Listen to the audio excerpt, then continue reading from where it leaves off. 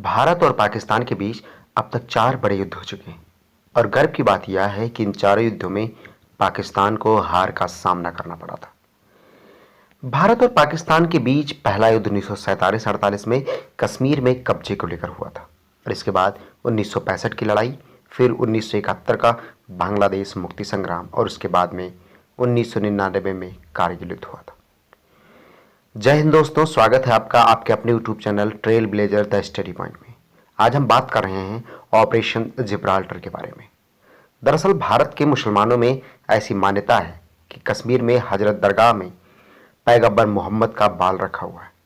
इसी बाल के गायब होने की खबर से कश्मीरियों में रोष था और इसी रोष का फायदा उठाने के लिए पाक ने उनको भारत के खिलाफ भड़काने के लिए अपने करीब 5000 सैनिकों को कश्मीर के लोगों के साथ सादा वेश में यानी सिविल यूनिफॉर्म में रहने के लिए भेज दिया था। ये सैनिक आम नागरिक बनकर कश्मीरियों के साथ रहने लगे थे और उनको भारत के खिलाफ जिहाद छेड़ने के लिए भड़का रहे थे।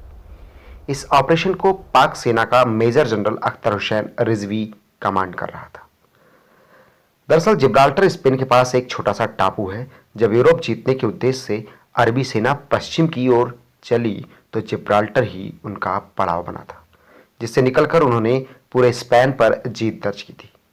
मिलिट्री ऑपरेशन का नाम जिब्राल्टर रखना बताता है कि पाकिस्तान को लगता था कि अगर एक बार जिब्राल्टर रूपी कश्मीर पर उसने जीत दर्ज कर ली तो पूरे स्पेन रूपी भारत पर भी अधिकार कर लेगा। कहते हैं पाकिस्तान ने ऑपरेशन जिब्राल्टर की प्लानिंग 1950 के आसपास से ही शुरू कर दी थी, लेकिन वह इसे अंजाम तक पहुंचाने के लिए सही मौके का इंतजार कर रहा था।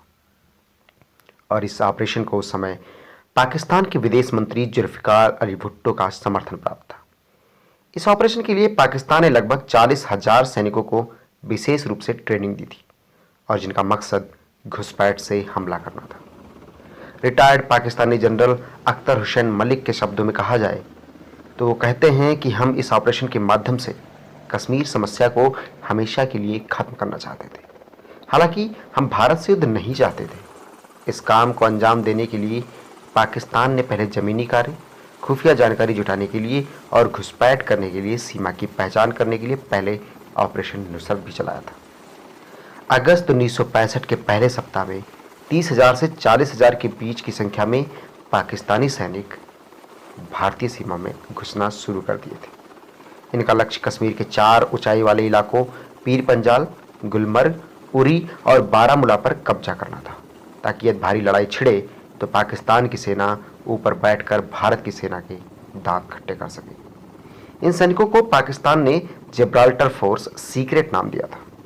ऑपरेशन जिब्राल्टर बुरी तरह से विफल साबित हुआ क्योंकि आम कश्मीरियों ने खुद भारतीय सेना को सीमा पार से आए पंजाबी बोलने वाले सैनिकों की जानकारी दी थी। स्पेशल फोर्स पैरा कमांडो को पाकिस्तानी घुसपैठियों को तलाश कर मारने या पकड़ने का जिम्मा मिला था।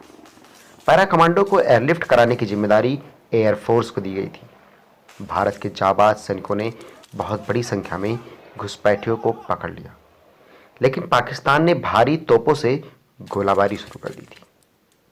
इस प्रकार यह ऑपरेशन जिब्राल्टर ही 1965 के भारत पाक युद्ध की वजह बना था।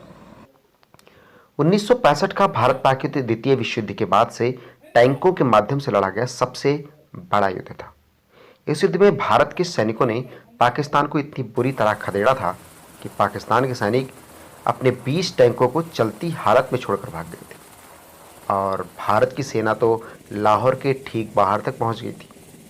लेकिन इस युद्ध की समाप्ति के लिए पूर्व प्रधानमंत्री लाल बहादुर शास्त्री और पाकिस्तान के राष्ट्रपति अयूब खान के बीच ताशकंद समझौता हुआ था, जिसमें भारत ने पाकिस्तान को उसके जीते हुए इलाके वापस लौटा दिए थे। उम्मीद है कि इस ऑपरेशन जिब्राल्टर के बारे में दी गई यह जानकारी आपको रोचक लगी होगी।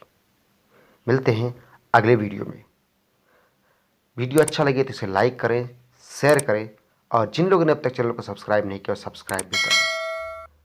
Thank you, thanks for watching. जय हिंद।